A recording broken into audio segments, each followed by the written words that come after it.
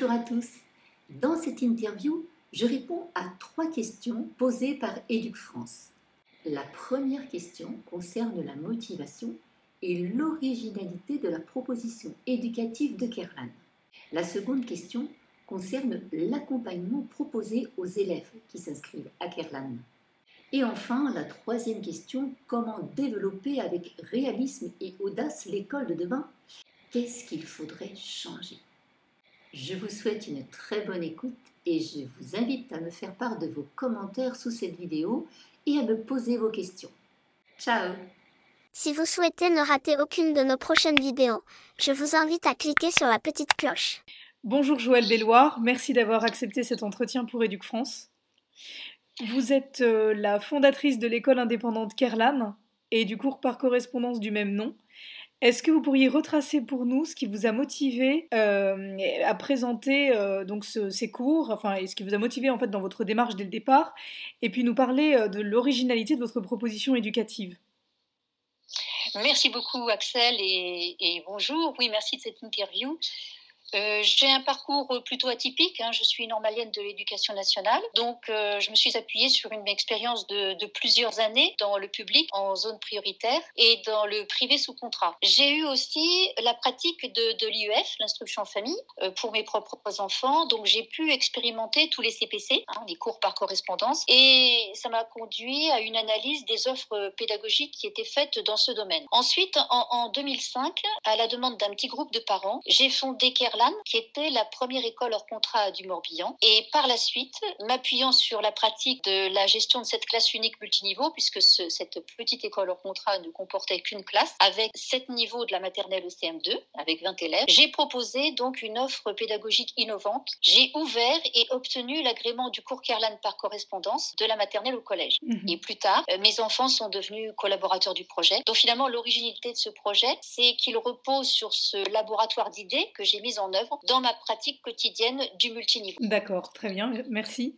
Est-ce que vous pourriez résumer les services que vous proposez aujourd'hui et nous parler, le cas échéant, de vos projets?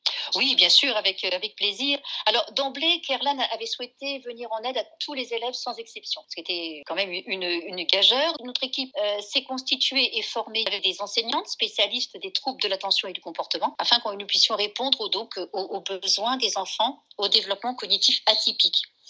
Donc, c'est dans l'enthousiasme qu'on a mis en pratique la concrétisation de notre réflexion concernant les enfants différents et nous avons édité une ligne de devoirs adaptés. En fait, il y a des cours et des devoirs qui sont spécialement adaptés de façon à prévoir toutes les modulations possibles, si vous voulez, sur la forme tout en respectant le fond. Et aujourd'hui, on peut dire que nous avons la capacité de dispenser un enseignement complet, comprenant un accompagnement véritablement sur mesure, et ce, pour chaque élève en particulier.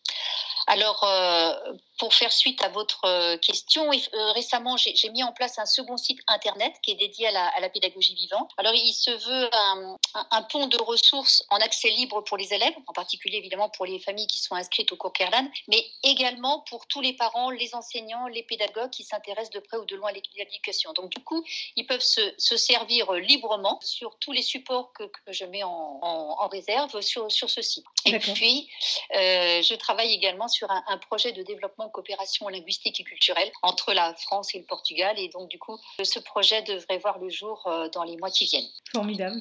Bon, écoutez, c'est plein de bonnes choses. Et selon vous, oui, qu'est-ce qu'on pourrait faire donc pour demain, en fait, pour l'école d'après, puisque notre entretien s'inscrit dans le cadre de cette initiative que nous avons lancée qui s'appelle l'école d'après. Qu'est-ce qu'on pourrait développer avec réalisme et audace pour changer les choses à l'école? Quel est le levier de transformation essentiel, selon vous, la chose à modifier à tout prix? Oui, alors ça, c'est une question d'actualité très pertinente et à laquelle je pense il y a plein de réponses. Alors, pour y répondre, je me base sur les constats qui sont tirés de notre expérience. Parce qu'en fait, il apparaît d'abord, premièrement, que le cloisonnement étanche par tranche d'âge pour constituer des groupes d'élèves n'apporte pas la meilleure réponse aux besoins cognitifs de tous les profils d'élèves, parce qu'en fait, il oblige à une uniformisation. Le deuxième constat, c'est que la base des outils d'évaluation de type comportemental qui visent les compétences n'a amélioré ni les inégalités ni les résultats. Et tertio, la démarche inversée qui place l'élève, qu'on appelle maintenant l'apprenant,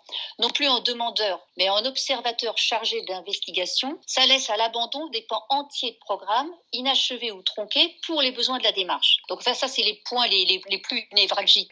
Mais ça peut servir de support à une réflexion. Et il me semble donc urgent de repenser l'école aujourd'hui comme un lieu où chaque élève puisse étudier, progresser et mûrir en fonction de son potentiel, de ses capacités et de son profil cognitif. J'ai bien conscience qu'en disant ça, je ne fais qu'énoncer une vérité universelle qu'on retrouve sous différentes formes, d'ailleurs, dans la majorité des projets éducatifs ou pédagogiques qu'on voit dans les écoles hors contrat, mais même dans les écoles sous contrat.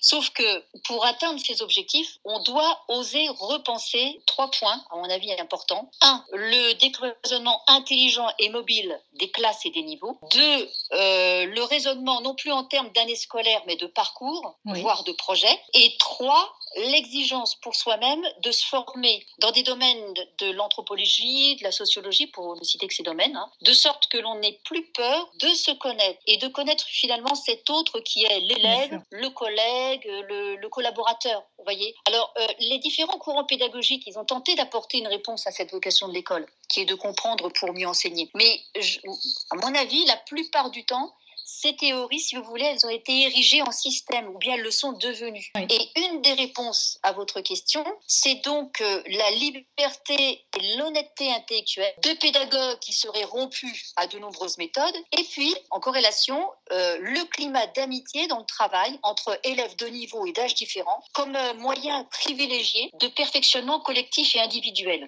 Alors, pour conclure, on pourrait dire qu'un des leviers et outils majeurs, ce serait le tutorat entre les élèves entre eux, et le tutorat entre l'adulte référent, dont on a dit que la formation doit se poursuivre tout au long de sa mission, comme celle de l'enseignant ou du directeur, d'accord ?